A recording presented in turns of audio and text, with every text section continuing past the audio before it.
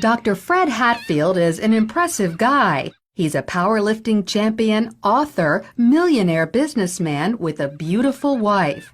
But he'll tell you his greatest accomplishment is killing his cancer, just in the nick of time. The doctors gave me 3 months to live because of widespread metastatic cancer in my skeletal structure. 3 months.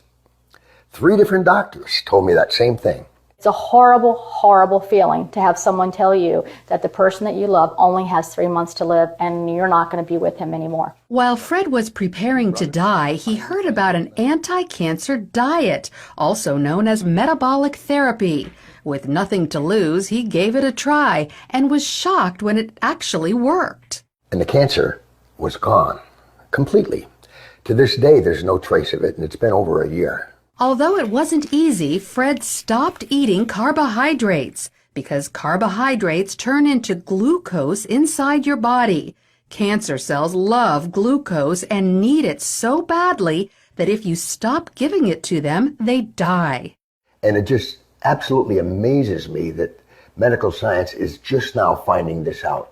Fred's recovery was not a surprise to Dr. Dominic D'Agostino. His team of scientists at the University of South Florida study metabolic therapy. When they removed carbohydrates from the diets of lab mice, the mice survived highly aggressive metastatic cancer, even better than when they were treated with chemotherapy. We have dramatically increased survival with metabolic therapy. So we think it's important to get this information out. And it's not just lab mice. He's also seen similar success in people, lots of them. I've been in correspondence with a number of people, probably at least a dozen people, and over the last 1.5 to 2 years, and all of them are still alive, so despite the odds. And so this is very encouraging. All cells, including cancer cells, are fueled by glucose. But if you deprive them of glucose, they switch to the alternate fuel ketone bodies, all except cancer cells. A defect prevents them from making the switch to using ketone bodies as fuel, and therefore cancer cells can only survive on glucose.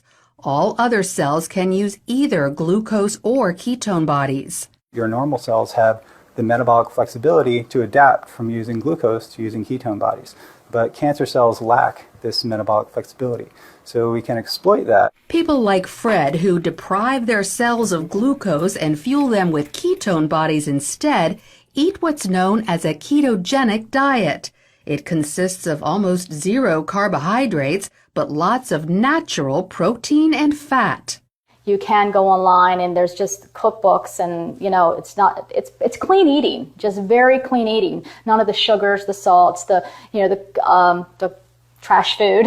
Natural proteins are ones in their original form, but processed meats like cold cuts and hot dogs are off limits because often carbohydrates have been added to them. Natural fats are in their original form, like olive oil, avocados, nuts, and also coconut oil.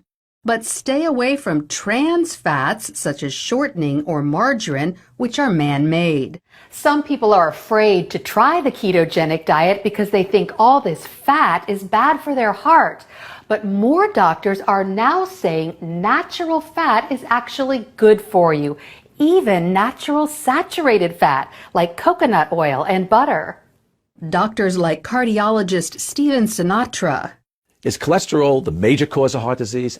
Absolutely not. In his book, The Great Cholesterol Myth, he says the real cause of heart disease is inflammation, which comes from eating too many carbohydrates. We need to coach our patients and empower them about the dangers of sugar. Unfortunately, they're not hearing that. They're hearing the converse, the dangers of fat. Fat is healthy for you, as long as you avoid trans fats. So by cutting back on carbohydrates and eating natural fats and proteins, you could improve your heart health and even wipe out cancer. Lori Johnson, CBN News.